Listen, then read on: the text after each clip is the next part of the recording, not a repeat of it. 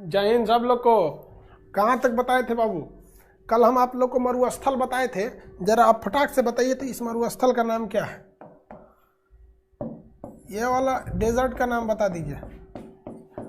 इस मरुस्थल का नाम फटाक से बताइए, फटाक से एकदम।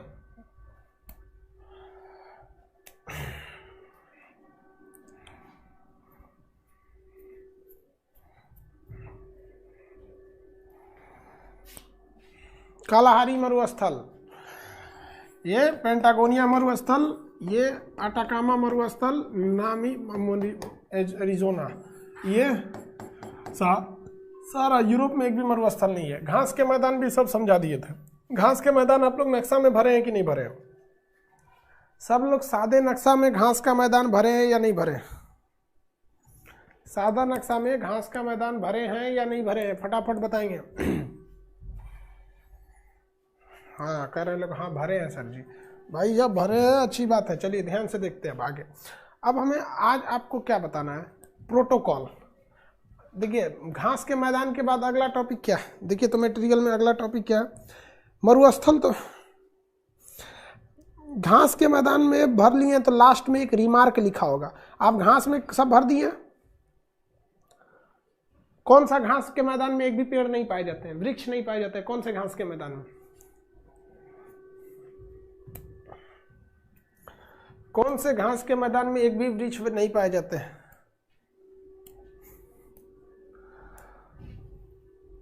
हाँ हाँ ठीक है, स्टेपी, वेरी गुड। नीचे रिमार्क लिखा हुआ है, सबसे नीचे देखिए जहां प्रोटोकॉल टॉपिक है आपकी मटेरियल के पेज नंबर 32 है। पेज नंबर 32 में जहां घास खत्म हो रहा है, विक्टोरिया घास जो 12 नंबर पे खत्म हो रहा है, विक्टोरिया घास नहीं, मरुस्थल। मरुस्थल में तो भरवा दिए, घास भी बता दिए, मरुस्थल भी रिमार्क में भर लिया था ना कि मरुस्थल सब पश्चिम में साइड में पाए जाते हैं, यहाँ तक। अब उसके नीचे प्रोटोकॉल है, नैरोबी प्रोटोकॉल, मॉन्ट्रियल प्रोटोकॉल, रियो प्रोटोकॉल और क्वेटो प्रोटोकॉल। चलिए भैया इन सारे प्रोटोकॉल को हम लोग देखते हैं, प्रोटोकॉल को हम लोग फॉलो करते हैं। प्रोटोकॉल क्या होता है भाई साहब, एक बात। कई प्रोटोकॉल, मॉन्ट्रियल प्रोटोकॉल जैसे फेमस था एक तो मॉन्ट्रियल प्रोटोकॉल। हाँ बफरिंग हो रहा है, अरे नहीं नहीं नहीं बाबू, थोड़ा सा बफरिंग हो रहा होगा। देखिए प्रोटोकॉल में आपका एक होता है नियम कानून या समझौता। प्रोटोकॉल का अर्थ होता है नियम कानून या समझौता। प्रोटोकॉल क्या है कि ये एक नियम है कि आपको किस तरह से करना है। जैसे हमारे सबके लिए एक प्रोटोकॉल होता है, एक टीचर का भी प्रोटोकॉल होता है कि उसे कैसे रहना चाहिए, प्रधानमंत्री का भी प्रोटोकॉल होता है कैसे रहना चाहिए। नरेंद्र मोदी आज के वक्त में अगर जीन्स टी शर्ट पहन ले और टिकटॉक वालों की तरह आधा बाल रंगवा ले, क्या ये उनके प्रोटोकॉल में शोभा देगा? नहीं। तो उनका भी एक प्रोटोकॉल होता है। जैसे हमारे प्रधानमंत्री के लिए प्रोटोकॉल है कि आप किसी को रिसीव करने एयरपोर्ट पे नहीं जाएंगे। क्या किसी को रिसीव करने एयरपोर्ट पे नहीं जाते हैं? नहीं जाते।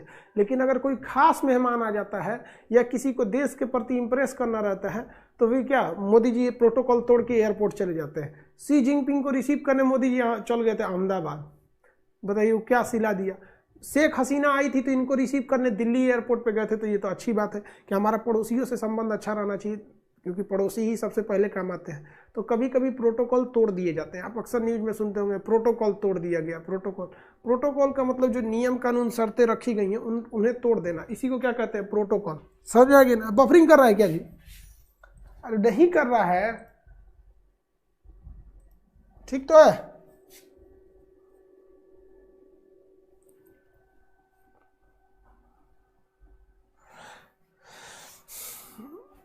चलिए अब इसमें मेनली आपको 4 प्रोटोकॉल आपको ध्यान से देखना है। कनाडा में हुआ था मॉन्ट्रियल प्रोटोकॉल। कनाडा में मॉन्ट्रियल प्रोटोकॉल, मॉन्ट्रियल प्रोटोकॉल ये क्यों हुआ था? तो ये ओजोन परत में हो रहे छेद को बचाने के लिए था। ओजोन परत में हो रहे छेद को बचाने के लिए था। ओजोन लेयर में जो तेजी से उसमें गिरावट आ रही थी ओजोन के लेयर में, तो ओजोन लेयर में हो रहे गिरावट को रोकने के लिए हम लोगों ने कौन सा प्रोटोकॉल किया था? Montreal protocol. मॉन्ट्रियल कहाँ पर है? कनाडा में है। मॉन्ट्रियल प्रोटोकॉल कहाँ पर है? कनाडा में। तो ये ओजोन परत को जो क्षय हो रहा था उसे रोकने के लिए किया गया था मॉन्ट्रियल प्रोटोकॉल। ओजोन परत क्या चीज है भैया? तो ओजोन परत हमें यूवी किरणों से रक्षा करती है। कौन सी किरण? UV rays. ये परावैंगनिक किरण अगर आएगी तो जितने गोरे लोग हैं उन लोगों को स्किन कैंसर हो सकता है। इसी को बचाने के काम में आता है ओजोन लेयर। Ozone layer. कौन लेयर भैया? Ozone layer. ये ओजोन लेयर जो होता है इसमें कभी भी छेद नहीं होता है, बल्कि इसकी मोटाई क्या हो जाती है? कम हो जाती है। तो इसकी मोटाई का कम हो जाना क्या कहलाता है? ओजोन छिद्र कहलाता है। ये अंटार्कटिका के ऊपर ही देखा जाता है। कहाँ देखा जाता है? अंटार्कटिका के ऊपर, क्योंकि ओजोन लेयर को छेद करने के लिए टेम्परेचर का कम होना जरूरी है, और सबसे कम टेम्परेचर कहाँ पाया जाता है? अंटार्कटिका में पाया जाता है। आपको इस नक्शे के पीछे बैकग्राउंड में आपको अंटार्कटिका का नक्शा दिख रहा होगा। देखिए ये बैकग्राउंड में आपको अंटार्कटिका का नक्शा दिख रहा होगा, दिख रहा है? तो ओजोन लेयर की मोटाई को हम डाप्सन में नापते हैं। जब इसकी मोटाई कम होने लगती है तो उसी को ओजोन छेद या ओजोन डिप्लेशन कहते हैं। इसमें किसी तरह का छेद नहीं है, बस मोटाई में कमी को हम लोग छेद कहते हैं। इसके लिए टेम्परेचर का कम होना जरूरी है, जो सबसे कम टेम्परेचर हमको अंटार्कटिका में मिल जाता है। इसलिए ओजोन लेयर में जितने भी छेद या उसकी मोटाई की कमी देख रहे होते हैं वो अंटार्कटिका के पास ही पाए जाते हैं। इसे सबसे ज़्यादा नुकसान क्लोरीन करता है। अब ये क्लोरीन जो होता है CFC में मिल जाता है, क्लोरोफ्लोरोकार्बन, CFC, HFC, मतलब मेनली है क्लोरीन इसे नुकसान करता है। क्लोरीन। और दूसरा क्या है? -80 डिग्री टेम्परेचर। अगर ये दो चीज़ें मिल गया ओजोन को फाड़ देता है। तो ओजोन लेयर को, हालांकि ओजोन लेयर जो था वो पहले बहुत बड़ा एरिया पे था, अब धीरे धीरे इसकी एरिया घट रहे हैं, ओजोन लेयर भर रहा है। देखिए पहले इतना एरिया में था 2016 में, 2017 में थोड़ा सा और कम, देखिए 2019 का दिखा रहा है, ये 2014 में इतना लेयर है, ये 19 में देखिए थोड़ा सा घट गया है, हल्का सा घट गया। वैज्ञानिकों का ये अनुमान है कि 2050 तक ओजोन लेयर को हम एक नॉर्मल तरीके से कर देंगे, क्योंकि क्लोरीन के गैस पर उत्पादन, क्लोरीन को हम लोग बहुत हद तक रोक रहे हैं। तो ओजोन लेयर हमें UV किरणों से बचाता है, जिससे कि कैंसर होने का डर रहता है। तो इस ओजोन को रोकने के लिए कौन सा प्रोटोकॉल किया गया? Montreal protocol. कौन सा protocol? Montreal protocol. Montreal protocol date क्या? मॉन्ट्रियल प्रोटोकॉल का डेट बता सकते हैं? कितने लोग बता सकते हैं मॉन्ट्रियल प्रोटोकॉल का डेट? 16 सितंबर 1987। इसीलिए कहेगा कि ओजोन संरक्षण दिवस कब मनाया जाता है?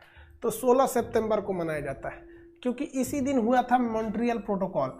इसका डेट और सन दोनों याद रखिएगा। 16 सितंबर 1987, 16 सितंबर 1987 मॉन्ट्रियल प्रोटोकॉल, 16 सितंबर 1987 मॉन्ट्रियल प्रोटोकॉल, 16 सितंबर 1987 मॉन्ट्रियल प्रोटोकॉल। ओजोन संरक्षण दिवस कब मनाया जाता है? तो ओजोन संरक्षण दिवस यानी ओजोन कंजर्वेशन डे 16 सितंबर को मनाते हैं। उसके बाद 1992 में हुआ ब्राजील के रियो डी जेनेरियो में रियो सम्मेलन। ब्राजील के रियो डी जेनेरियो में हुआ रियो सम्मेलन। यह सम्मेलन 1992 में हुआ था। इसे हम लोग पृथ्वी सम्मेलन भी कहते हैं। आपको जब ब्राजील पढ़ा रहे थे तो ये समझाए थे, यहाँ पृथ्वी सम्मेलन में एक एजेंडा पारित किया गया था, जिसका नाम था एजेंडा, क्या नाम था पूरा आप बताइए? पृथ्वी सम्मेलन जो था इसका दूसरा नाम बता सकते हैं। इसमें एक एजेंडा पारित किया गया था, क्या नाम था उस एजेंडा का? उस एजेंडा का नाम क्या था? उस एजेंडा का नाम क्या था? एजेंडा 21। यानी एजेंडा 21 का मतलब समझा दिए थे कि 1992 में ये सम्मेलन हुआ था। यानी ये 19वीं सदी बीत गई और 19वीं सदी में भी 92 साल हो गया, यानी 20वीं सदी के अंत में। इसका अर्थात है कि 21वीं सदी के आने के केवल 8 वर्ष पहले 21वीं सदी को कैसे सुधारा जाए, इसीलिए किया गया था एजेंडा 21। एजेंडा 21 जो था ये पृथ्वी सम्मेलन था। तो कहेगा पृथ्वी सम्मेलन कहाँ हुआ था? तो रियो डी जेनेरियो में। कब हुआ था? तो 1992 में। कब हुआ? 1992 में रियो डी जेनेरियो में। इसमें पर्यावरण को बचाने पर जोर दिया गया था। 1997 में एक बहुत बड़ा सम्मेलन हुआ जापान के शहर क्वेटो में, जिसे कहा गया क्वेटो प्रोटोकॉल। जापान के शहर किस में हुआ? क्वेटो में। तो इसे क्या किया गया? Kyoto protocol. क्वेटो प्रोटोकॉल 1997 में क्वेटो प्रोटोकॉल। इसमें CO2 को कम करने के लिए एक नियम बना दिया गया कि कोई भी देश CO2 की कितनी मात्रा को निकालेगा। अब CO2 की मात्रा को फिक्स कर दिया गया और कहा गया कि जो जो गैसें CO2 निकालती हैं उनके लिए एक अलग ग्रुप बनाया गया, जिसे कहा गया कार्बन फुटप्रिंट। Carbon footprint. तो जो गैस CO2 निकालती हैं उन्हें क्या कहते हैं? Carbon footprint. यानी जो उमस पैदा करती हैं, और इसके लिए कोटा बना दिया गया और कहा गया कि अब आपको कार्बन क्रेडिट दिया जाता है। क्रेडिट दिया जाता है कि आपको क्या दिया जाता है, कार्बन क्रेडिट। ये कार्बन क्रेडिट कैसे काम करता है ये हम आपको पढ़ा दिए हैं केमिस्ट्री के उसमें। कार्बन क्रेडिट, कार्बन क्रेडिट क्या होता है, बायोलॉजी के प्रदूषण चैप्टर में पढ़ाए थे कि जैसे भारत को दे दिया गया, या मान के चलिए कोई पिछड़ा देश है, सोमालिया है, अब यहाँ दिया गया कि भैया आप 100 टन कार्बन डाइऑक्साइड उत्सर्जित कर सकते हैं, और भारत को दे दिया गया कि भैया आप 300 टन उत्सर्जित कर सकते हैं। तो भारत के पास फैक्ट्री ज़्यादा है, ये 300 से ज़्यादा कर देगा, मान के चलिए 350 कर देगा, इसके पास 50 को ज़्यादा हो गया। जबकि कार्बन क्रेडिट कहता है कि जितना आपको क्रेडिट दिया गया आप उतना ही कर सकते हैं। अब ये क्या करेगा, तो अब भारत सोचेगा कि किसका कोटा बचा हुआ है। अब सोमालिया में डाकू गुंडा है, वहाँ फैक्ट्री नहीं है, मान के चलिए कि इसने 20 उत्सर्जित किया या 50 उत्सर्जित किया, इसके पास 50 बच गया, तो भारत सरकार किसको पैसा देगा, सोमालिया को, कहेगा कि तुम अपना 50 हमको दे दो। तो बेहतरीन है, जो एक लेबल रखा गया वो लेबल बना रहेगा। तो कार्बन क्रेडिट की व्यवस्था कहाँ से की गई थी, क्योटो प्रोटोकॉल में। कार्बन क्रेडिट की व्यवस्था क्योटो प्रोटोकॉल में। क्योटो प्रोटोकॉल में कितने लोग बता सकते हैं, क्योटो प्रोटोकॉल यानी क्योटो का ट्विन सिटी किस भारत के किस शहर को बनाया जाएगा, क्योटो का ट्विन सिटी भारत के किस शहर को बनाया जाएगा, कितने लोग बता सकते हैं। क्योटो का ट्विन सिटी मतलब उसी की तर्ज पे भारत के किस शहर को बनाया जाएगा। ये समझौता भारत ने बहुत पहले कर लिया, 2014 में ही कर लिया था।